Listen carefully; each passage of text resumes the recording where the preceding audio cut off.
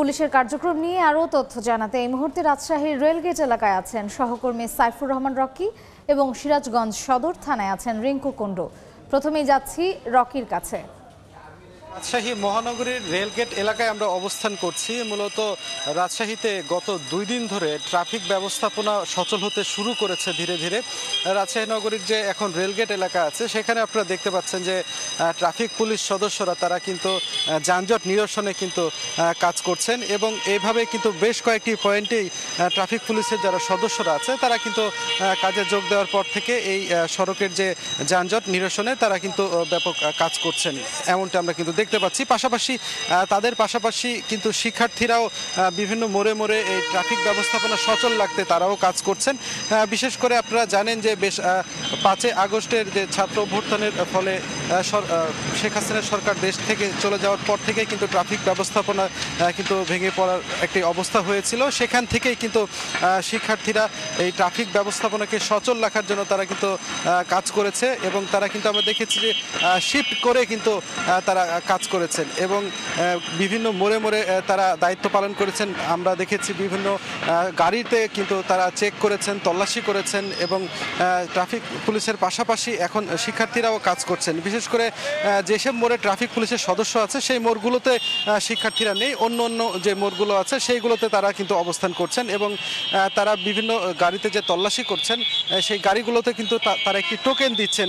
এই টোকেনটি দেখালে পরবর্তী যে চেকপোস্টগুলো রয়েছে সেই চেকপোস্টগুলোতে কিন্তু তল্লাশি বা সেই গাড়িগুলোকে আর ধরা হচ্ছে না। এভাবেই কিন্তু রাজশাহী মহানগরীর যে ট্রাফিক ব্যবস্থাপনা সেটিকে সচল রাখার যে চেষ্টা তারা করা হচ্ছে। আমরা ট্রাফিক পুলিশ সদস্যদের সাথে কথা বলেছি, তারা যেটি বলছেন যে যেহেতু তারা ধীরে ধীরে কর্মস্থলে ফিরেছেন এবং তারা কাজ শুরু করেছেন, আজকে তারা রাত 8টা পর্যন্ত তাদের এই শিফট করে কিন্তু এই ডিউটি পালন করছেন এবং ধীরে ধীরে তাদের এই ট্রাফিক ব্যবস্থাপনা আরও সচল হবে যখন তাদের আরও সহকর্মীরা যোগ দিবেন।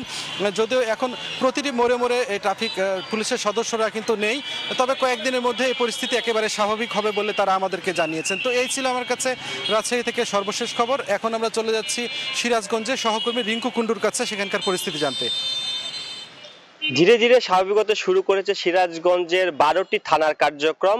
আমরা কথা বলেছি পুলিশ সুপার আরিফুর রহমান মন্ডলের সাথে, তিনি যেটি জানিয়েছেন যে সিরাজগঞ্জের যে 12টি থানা রয়েছে সেই থানায় আইনি যে কার্যক্রম সেগুলো কিন্তু আসলে শুরু হয়েছে। শুধুমাত্র এনায়েতপুর থানার যে ভবনটি রয়েছে সেটি অনেকটাই আন্দোলনের দিন ক্ষতিগ্রস্ত হয়, সেটি অস্থায়ীভাবে চালু করা হয়েছে। তবে সবগুলো থানাতেই কিন্তু আমরা দেখেছি যে আইনি যে কার্যক্রম অর্থাৎ তাদের ভিতরে যে কার্যক্রম সেগুলো কিন্তু আসলে সচল রয়েছে। আমরা এখন আছি সিরাজগঞ্জ সদর থানার কার্যালয়ে এবং এখানে আমরা দেখেছি যে সকাল থেকে অনেকে এসেছে তাদের জিডি করতে বা আইনি সহায়তা, আইনি যে পরামর্শ, যে আইনি কার্যক্রম সেগুলো আমরা সদর থানার ভিতরে আমরা দেখেছি যে সকাল থেকে লোকজন আসছে এবং সেই কার্যক্রমগুলো চলছে। এবং শহরের সড়কের কথাগুলো যদি বলি, সড়কের আমরা দেখছি যে সড়কের গুরুত্বপূর্ণ পয়েন্টগুলোতে কিন্তু ট্রাফিক পুলিশ কাজ করছে, সেই সাথে ট্রাফিক পুলিশের সাথে কিন্তু কাজ করছে আনসার সদস্য এবং ফায়ার সার্ভিস কর্মীরা, সেই সাথে তাদের সার্বিকভাবে সহায়তা করছেন শিক্ষার্থীরা। এবং শিক্ষার্থীরা তাদের যে প্রতিদিনই তাদের গুরুত্বপূর্ণ পয়েন্টগুলোতে